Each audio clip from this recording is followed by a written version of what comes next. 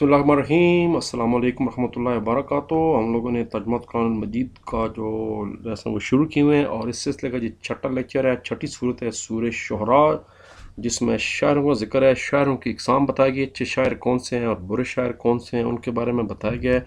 Details के साथ अंदर चलते हैं।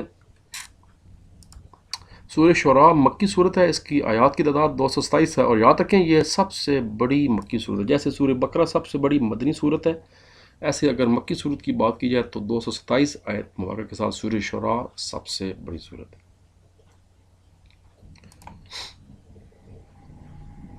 आयत के लिहाज से सबसे तवील मक्की सूरत सूरह शुअरा।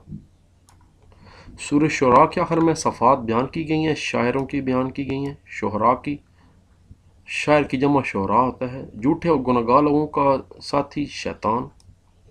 नाफरमानों पर अजाब उतरता है, दुनिया में भी, कब्र में भी, आखिरत में भी, यानी तीनों में उतरता है। वो दुनिया में भी जलील होते हैं, आखिरत में भी होंगे और कब्र में भी अजाब होगा। अल्लाह ताला में कब्र के अजाब से और हद के अजाब से, दुनिया के अजाब से महफूज रखे। अमूमन झूठे शायरों की पैरवी वो लोग करते हैं जो कि गुमराह लोग होते हैं।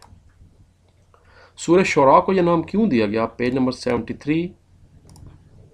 सूरह शुअरा के आखिर में अच्छे और बुरे शायरों की निशानियां बयान की गई हैं। इसी मुनासबत से इस सूरत का नाम सूरह शुअरा है। Page number 73। खुलासा बयान करें इसी की अगली लाइन। सूरह शुअरा का खुलासा साबका अंबिया अलैहिस्सलाम के वाक़यात के ज़रिए मुसलमानों को तसल्ली देना है। यानी लिखा हुआ है कि इसका आगाज़ आप सलम के को तसल्ली देने से होता है। उसके बाद साबका अंबिया कराम का अपने अपनी कौमों को हौसले और साबित कदमी के साथ अल्लाह ताला की वदनीयत की दावत देने का जिक्र है। यहाँ तक का लें तो ज़्यादा बेहतर है और पक्का काम हो जाए। सूरह शुअरा के दो इल्मी और अमली नुकात तहरीर कीजिए। सूरह शुअरा के मुताले से हमें जो नुकात वाज़ेह होते हैं उनमें से कोई से दो तीन याद कर लें। शैतान झूठे और गुनहगार लोगों का साथी है, आयत नंबर 221 223। झूठे शायरों की पैरवी करने वाले अमूमन लोग गुमराह होते हैं, हम MCQ कर चुके हैं। ईमान लाना, नेक अमल करना, अल्लाह तबारक ताला का जिक्र करना और जालिमों को जवाब देना अच्छे शायरों की सफ़ात हैं। तो इसमें अच्छे शायरों का भी जिक्र किया, यानी शायरी बताते खुद बुरी नहीं कही गई बल्कि उन लोगों को बुरा कहा गया जो कि गलत गुमराह कुन शायरी करते हैं। ये 227 नंबर आयत में बताया गया। अब जैसे नात भी एक, नात शरीफ भी एक शायरी है और ख़ुद हसन बिन साबित जो हैं वो आप सल्लम के सामने नात अशार पढ़ा करते थे उनकी तारीफ़ के लिए। तो वो जो अशार हैं, वो शेर हैं, वो बिल्कुल जायज़ हैं, बिल्कुल दुरुस्त हैं। जिसमें शिरक का या किसी और चीज़ का शायबा ना हो वो शायरी ठीक है। जो सिर्फ़ आपको अल्लाह तबारक व तआला की तरफ बुलाए वो शायरी ठीक। सूरह शुअरा पर एक मुफस्सल मज़मून तहरीर करें। Page number 73 and 74। तो जनाब पेज नंबर 73 पहले आ गया मक्की सूरत, उसका तारफ़ बयान करें। सूरह मुबारक का खुलासा बताएं, मज़ामीन बता दें। मज़ामीन बताने के बाद वही बात के तीन चार इल्मी नुकात बता दें। यही जो तीनों मैंने आखिर में मेंशन किए हैं ये तीनों बता दें। एक का इजाफ़ा करना है तो इजाफ़ा कर दें, लेकिन लाजमी तीन चार बता दें।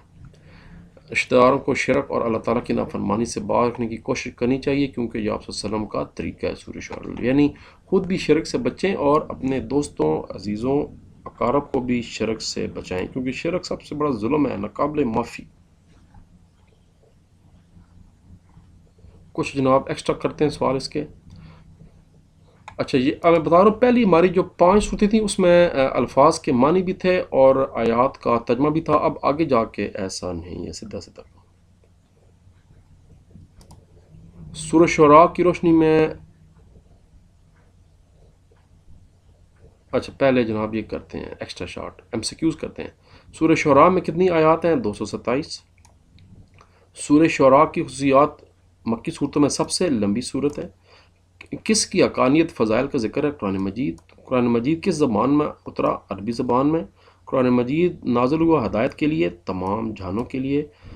कौन से फ़रिश्ते आप सल्लम के पास कुरान मजीद आपके दिल पर उतारा करते थे? हज़रत जिब्रील अलैहिस्सलाम वही लाया करते थे। सदरी का मैनी है मेरा सीना।